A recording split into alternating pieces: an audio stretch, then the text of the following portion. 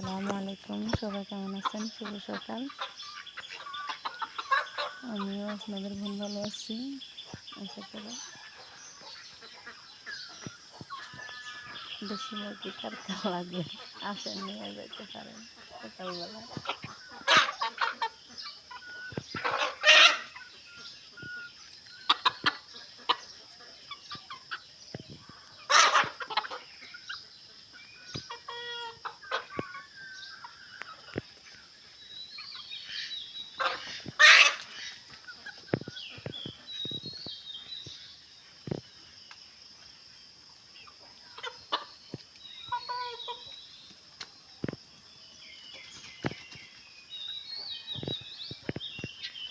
আমার মতো কার কার ভাগ্য আছে সকালবেলা এরকম